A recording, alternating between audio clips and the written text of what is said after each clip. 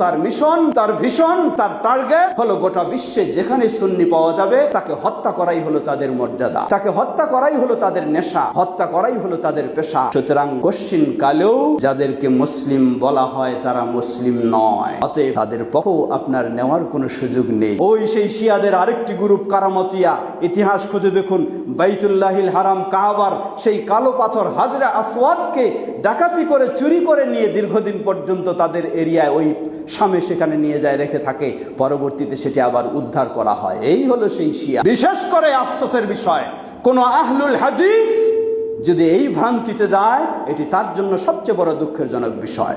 কারণ গোটা মুসলিম সুন্নি যারা, তাদের শত্রু তো হলো শিয়া অবশ্যই, হানাফি হোক, মালিকি হোক, শাফি হোক, যাই হোক, তাদের তো শত্রু অবশ্যই শিয়া।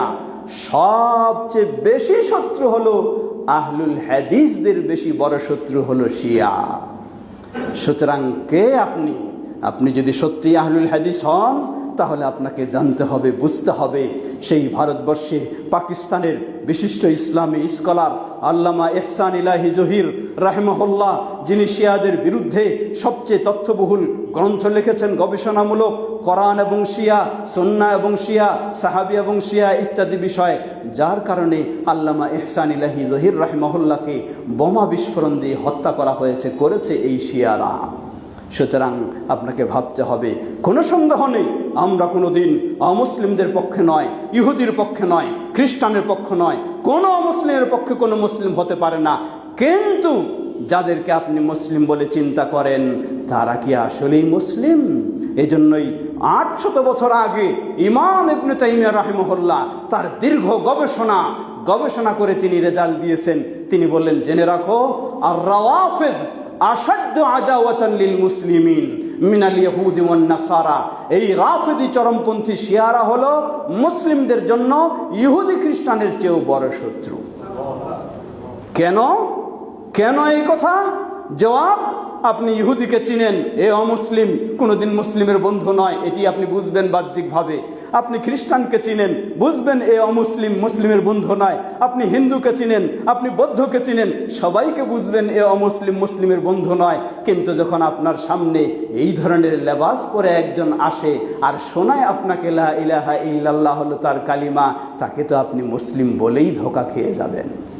অথচ তার মিশন, তার ভিশন, তার টার্গেট হলো গোটা বিশ্বে যেখানে সুন্নি পাওয়া যাবে তাকে হত্যা করাই হলো তাদের মর্যাদা, তাকে হত্যা করাই হলো তাদের নেশা, হত্যা করাই হলো তাদের পেশা। সুতরাং কশ্চিন কালেও যাদেরকে মুসলিম বলা হয় তারা মুসলিম নয়, অতএব তাদের পক্ষ আপনার নেওয়ার কোনো সুযোগ নেই। পৃথিবীর বুকে একমাত্র মুসলিম যারা কিতাব ও সুন্নাহর উপরে রয়েছে, সেই কিতাব ও সুন্নাহর দেশ একমাত্র পৃথিবীর বুকে হারামাইন শরীফাইন, মক্কা মদিনার দেশ।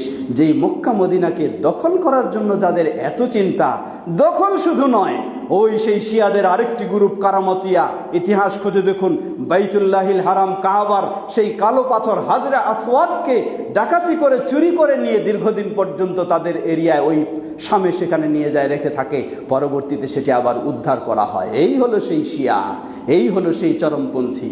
তাদের ইতিহাস একটু জানার চেষ্টা করুন। আল্লাহ আমাদের সকলকে সঠিক পথে হেদায়েত দান করুন।